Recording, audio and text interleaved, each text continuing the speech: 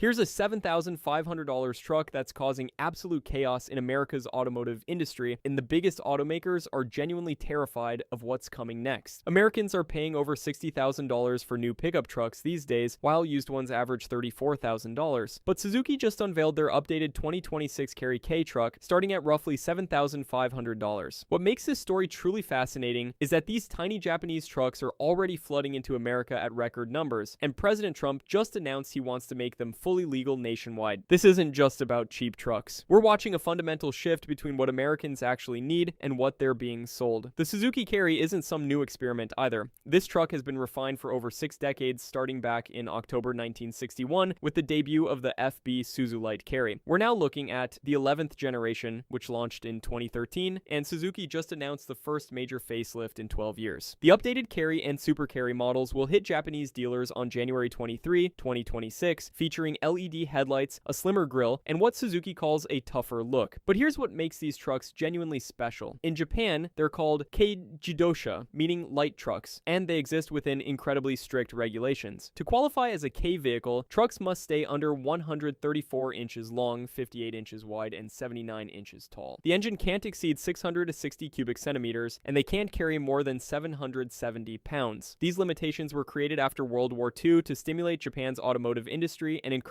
car ownership through lower taxes and insurance. You might think these restrictions would create a compromised vehicle, but the reality is quite different. Ryan Douglas, a Key truck owner, discovered something remarkable. His Key truck is shorter than a modern Mini Cooper, but manages a 6-foot bed that's longer than many full-size American trucks. Despite their tiny size, their load bed matches crew cab versions of much larger vehicles like the Ford F-150. The fuel economy is equally impressive. Suzuki maintains a class-leading 18.6 kilometers per liter, which translates to roughly 44 miles per gallon. That means you're looking at vehicles that achieve 40-50 miles per gallon while still providing serious utility. Here's where the story gets interesting for American consumers. David McChristian, a 37-year-old firefighter from Houston, perfectly captures the sentiment driving this movement. Most people have way more truck than they will ever use. I don't need a Ford F-150 that can tow 5,000 pounds. McChristian bought his 1998 Suzuki Carry for $3,800 and says it can do virtually everything a Ford F-150 can do, but at a fraction of the price. He's not alone in this thinking. Justin Merriman, who owns a brewery in San Antonio, uses his 1997 Suzuki Carry to haul kegs and cater events. He imported it for around $2,000. Tyler Heestand, a home remodeling business owner in Pennsylvania, bought his 1994 Subaru Sambar for about $10,000 and calls it a game changer for his business. The numbers tell an incredible story about American demand. Last year, more than 7,500 Key trucks were imported to the United States from Japan. That's a 300% increase from 2018, when only around 1,800 were imported. These aren't just novelty purchases either. Tens of thousands are now operating across North America. What's driving this surge? Simple economics. The 2024 Ford F-150 starts at $38,960 and can reach $84,495 depending on trim level. The average F-150 costs $57,199 in Texas and $59,707 in New York. Meanwhile, Key trucks cost $5,000 to $10,000 used versus $60,000 or more for new American compact trucks. Even compared to used American trucks, which now average over $34,000 according to Carfax, Key trucks offer massive savings. George Zodos, owner of Long Beach-based Oiwa Garage, a K truck export specialist, explains the appeal. The utility of the vehicles: they don't take up a lot of space. They still have a 6-foot bed in the back, and they're great for transporting. Ryan Douglas put it even more bluntly: I think I could get 5 or 6 of these and customize them to my heart's desire and still be cheaper than a brand new truck I can buy out of a dealership today. But there's a massive obstacle to this trend: legality. Currently, only vehicles at least 25 years old can be imported to the United States, which is why Americans are buying 1990s era Key trucks rather than brand new ones. Federal safety standards also present challenges, as these vehicles lack modern safety features like airbags and advanced crash protection. However, the legal landscape is rapidly changing. David McChristian didn't just buy a K truck. He founded an advocacy group called Lone Star K and successfully lobbied the Texas Department of Motor Vehicles to adjust its policy toward K vehicles in April 2024. This paved the way for Texas Senate Bill 1816, which Governor Greg Abbott signed into law with bipartisan support from more than 2/3 of both houses. The momentum is spreading fast. Colorado and Texas have enacted SEMA-supported bills legalizing the titling, registration, and on-road use of Key trucks. Texas now joins 28 other states that permit K vehicles on public roads, though some impose speed limit restrictions. Massachusetts reversed its Key truck ban, Japan in September 2024. Then came the most unexpected development. In December 2024, President Donald Trump announced his interest in bringing K cars to America, stating, "I have just approved tiny cars to be built in America. These cars of the very near future are inexpensive, safe, fuel efficient, and quite simply amazing." Trump saw the trucks firsthand while visiting Japan and told reporters, "They're very small, they're really cute," and I said, "How would that do in this country?" This presidential interest adds a new dimension to the story, but it also highlights the complexity of the situation. A Transportation Department spokesperson confirmed that current safety standards aren't being waived for tiny cars, and experts note that a US manufactured Key-style car would likely cost far more than the typical $10,000 price tag in Japan. There's also the question of Suzuki itself. The company left the American market in November 2012 when American Suzuki filed for bankruptcy and stopped selling automobiles in the United States. In the 10 months leading up to that decision, Suzuki sold only 21,188 automobiles in the US. To return with K trucks, Suzuki would need to rebuild its entire dealership network, a massive undertaking. The safety debate remains contentious. Tiffany Sadek, director of University of Michigan Law School's Law and Mobility program, warns, "It's easy to want to drive one of these cute K cars. It's another thing to put your family in them and travel down the highway at 70 miles per hour between a Suburban and an F-150. However, Dan Kobayashi, who drives a Honda Acti Key truck, offers a counter perspective on safety. He points out that smaller, slower vehicles tend to cause less harm to pedestrians, and that Key trucks' upright cabins provide excellent visibility compared to modern SUVs. "I don't have to worry about hitting kids in front of me," he said, referring to the well-documented front blind zones of large SUVs. The cultural impact extends beyond just transportation. Instagram page K Trucks Appreciation Society has over 95,000 followers and sells K truck-themed merchandise. Even Legoland New York adopted these tiny trucks in 2023 to easily move supplies around their theme park. Some industry observers believe the implications go far deeper. One expert stated, "If all Japanese K vehicles were legalized in the United States right now, with no 25-year rule, it would decimate the American auto industry." As Suzuki prepares to launch their refreshed 2026 Carry with improved styling, LED lights, and new features like Mud Escape Assist, the question becomes whether America is ready for a fundamental shift in truck culture. The company has announced an $8 billion investment over the next 5 to 6 years to expand production globally, and K cars could potentially open the door for Suzuki's return to the United States. What we're witnessing isn't just about trucks. It's about Americans realizing they've been oversold on vehicle size and capability. The explosive growth in K truck imports, the state-by-state legalization efforts, and now presidential interest suggest that sometimes the solution to complex problems isn't bigger and more expensive, but smaller, simpler, and more affordable. The $7,500 Suzuki Carry represents more than just transportation. It represents a completely different philosophy, one where efficiency trumps success, where utility matters more than status, and where affordability opens up possibilities that $60,000 trucks simply can't match.